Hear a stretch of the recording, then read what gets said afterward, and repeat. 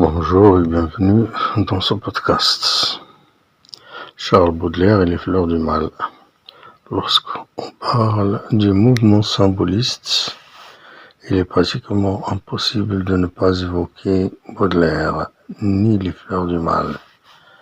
C'est parce que cet auteur et son chef-d'œuvre en sont les précurseurs et sont d'une célébrité rarement égalée. Et c'est justement les raisons de cette célébrité qu'on cherche à cerner dans cet exposé qui porte sur cet auteur et son fameux recueil poétique.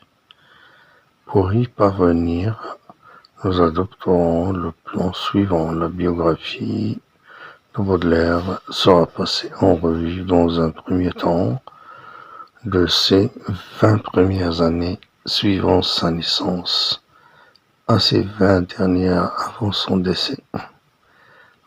Dans un second temps, pour nous pencher plus résolument sur sa production artistique, nous parlerons de l'œuvre en question, c'est-à-dire sur la source d'inspiration et l'esthétique baudelairienne. Donc, l'auteur. 1. Les 20 premières années. Caroline Dufay et Joseph-François Baudelaire sont les parents biologiques de Charles Baudelaire, né à Paris en 1821. Quand le père, homme lettré, meurt en 1827, Charles n'a que 6 ans. Un an plus tard, sa mère se remarie avec le chef de bataillon Jacques Opic. Le futur poète ne pardonnera jamais à sa mère ce mariage.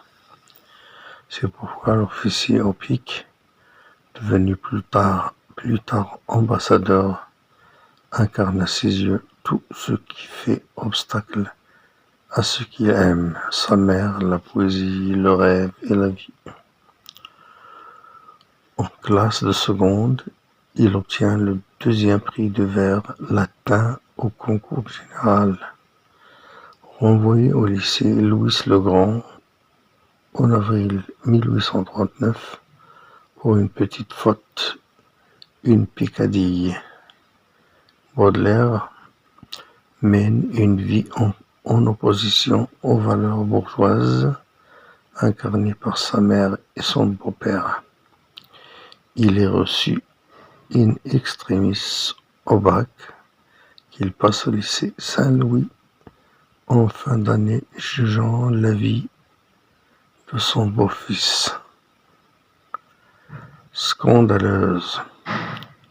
Le beau-père décide de l'envoyer en voyage vers les Indes jusqu'en 1841. De retour à Paris, il s'éprend de Jeanne Duval, jeune mulâtresse, avec qui il connaîtra les charmes et les amertumes de la passion. 2. Les 20 dernières années. Dandy endetté, il est placé sous tutelle judiciaire et connaît dès 1842 une vie dissolue. Il commence alors à composer plusieurs poèmes des fleurs du mal. Grâce à son ami Louis Ménard, Baudelaire découvre les paradis artificiels dans le premier de l'appartement familial des Ménard. Cette expérience semble décupler sa créativité. En revanche, sa pratique de l'opium est plus longue. Le 15 juillet 1848 paraît dans La liberté de penser un texte d'Edgar Allan Poe, traduit par Baudelaire, qui clame son admiration pour l'écrivain américain et deviendra son traducteur attitré en 1857.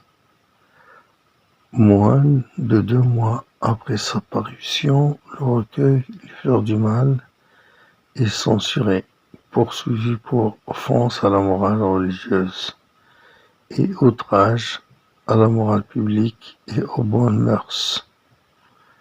Ce jugement touche profondément le poète. Lors d'une visite à l'église, Baudelaire perd connaissance. Cet effondrement est suivi de troubles cérébraux. À partir de mars 1866, il souffre d'hémiplégie. Il meurt à Paris de la syphilis le 31 août 1867. La syphilis, c'est une maladie vénérienne. C'est l'une des maladies vénériennes les plus graves. C'est comme un cancer. Sans avoir pu réaliser le projet d'une édition définitive, comme il l'a souhaité. Les fleurs du mal. Travail de toute une vie. Il a été inhumé au cimetière du Montparnasse, près de son beau-père et de sa mère. En un mot, si nous avons résumé la vie de ce quarantenaire, c'est parce qu'il a des liens très étroits avec sa production artistique, aussi bien du point de vue des thèmes que du style, dont nous parlerons dans la seconde partie. La deuxième partie, le recueil en question. 1. La source d'inspiration. Les origines où Baudelaire puise son inspiration, ces sujets sont divers, mais on peut leur trouver un dénominateur commun, la sensualité. Celle-ci circule aussi bien dans son être, source du spleen, que dans le milieu ambiant, les objets. A. Grand A, le spleen baudelairien. L'ennui et le dégoût de la vie sont à l'origine de cette amertume inexplicable. Nous avions évoqué ce qui a rendu houleuse la relation entre Baudelaire et son beau-père. Il y a aussi le fait que cet artiste baigne dans un halo de déception à la fois sentimentale avec sa mère, passionnelle avec Jeanne Duval, comme en attestent les poèmes suivants qui lui rendent hommage.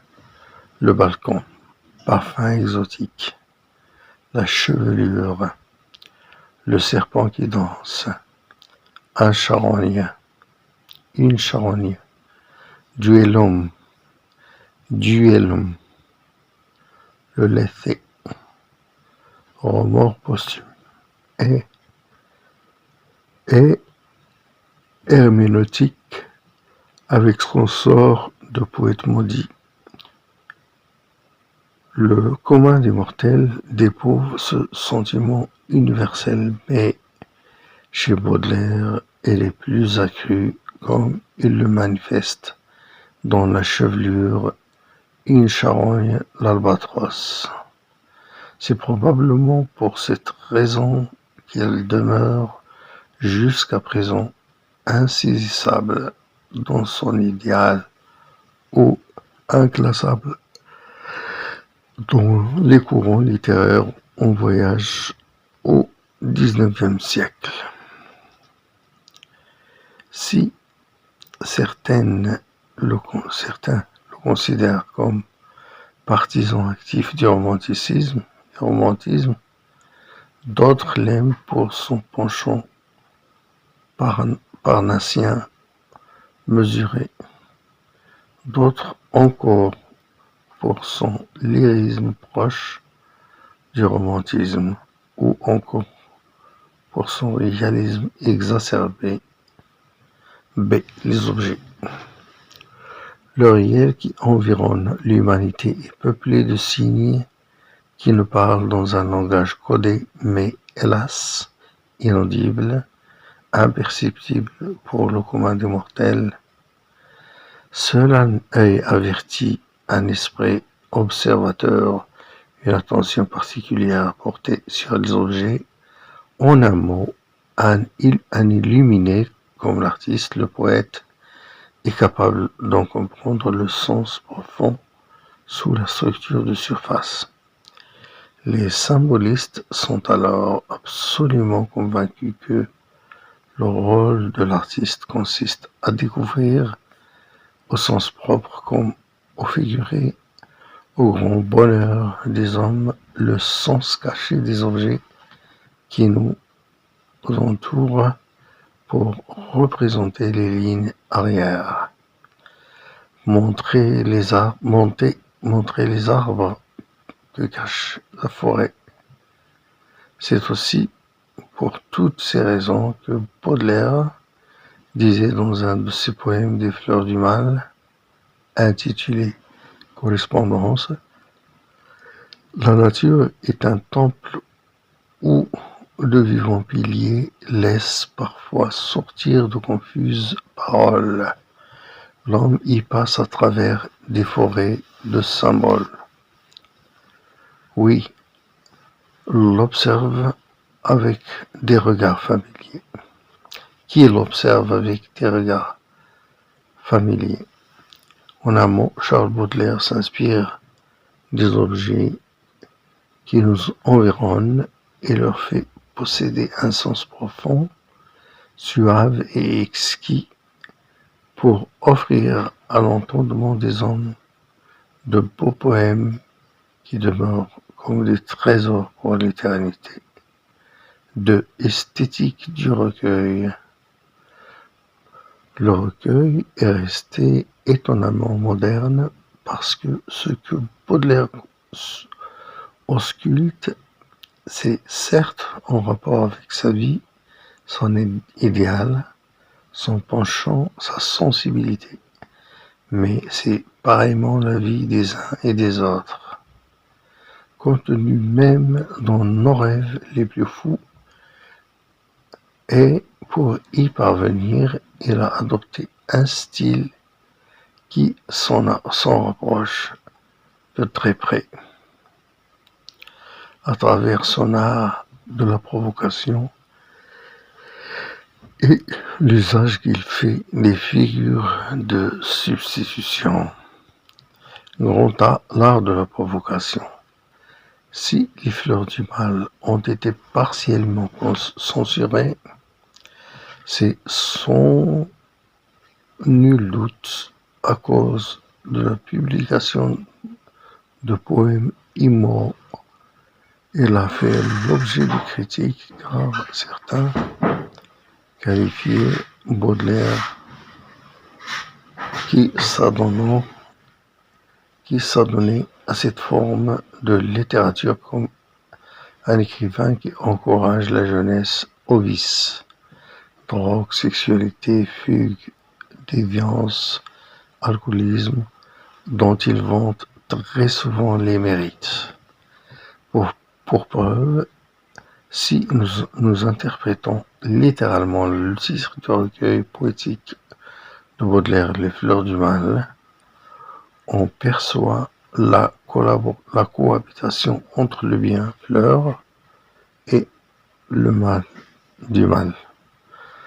L'horreur est lit dans le cils et l'auteur s'en justifie lorsqu'il affirme avec de la boue, j'en ai fait de l'or, concurrençant ainsi les Parnassiens qui s'inspirent exclusivement de la beauté pour parvenir au même but. En lisant un poème comme Duellum, à première vue, on pense à un duel entre deux adversaires guerriers, mais à y regarder de plus près, on découvre que ce corps à corps se passe entre deux partenaires qui font l'amour de façon très fougueuse. B. L'usage des figures de style. Pourquoi Baudelaire utilise-t-il fréquemment la compassion, la métaphore, la périphrase, le parallélisme, l'allégorie, En un mot, toutes ces figures de substitution pour élaborer ces poèmes, c'est parce que, comme le sujet, le quatrain, reproduit plus haut, l'auteur veut égaliser sans dénaturer les objets représentés aux idées incarnées. Ce jeu de correspondance ne peut mieux être élaboré que par le biais de ces catégories de figures qui ont pour vocation de rapprocher deux entités identiques. Limitons-nous simplement à deux exemples, puisque les multiplier ferait courir le risque de se répéter. L'albatros et une charogne. Dans le premier poème, l'auteur se plaît à représenter dans les trois premières strophes cet oiseau des mers qui indique aux marins l'existence de terre par très loin, mais il s'attarde particulièrement sur la narration de sa capture par ces derniers qui le ridiculise lorsqu'il se fait prendre. Dans la dernière, il écrit le poète, l'artiste est semblable au prince désigné, l'oiseau et poursuit pour tout le reste des vers. La mise en parallèle.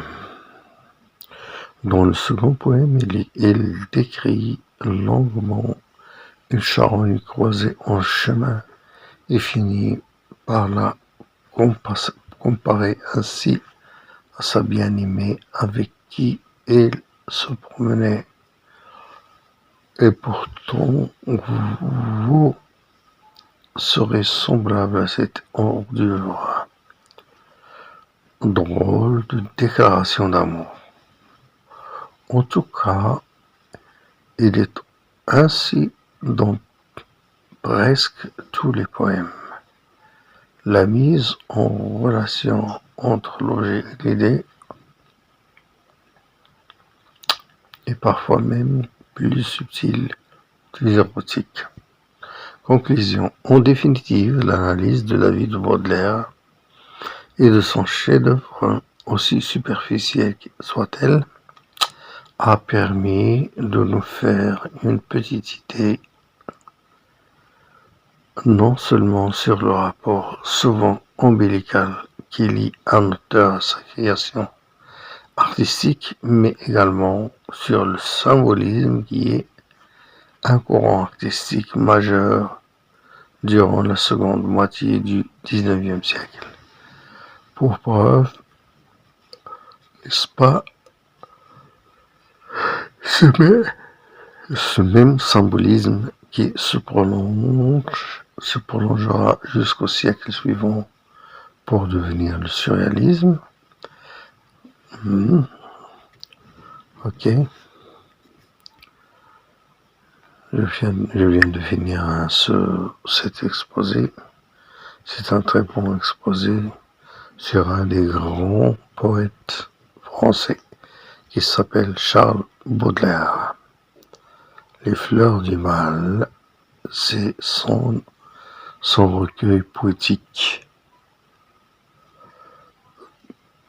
Merci pour l'écoute et pour le suivi, et je vous donne rendez-vous la semaine prochaine ou bien les jours immédiatement ou bien les jours qui suivent. Bonne fête de Haït. Au revoir.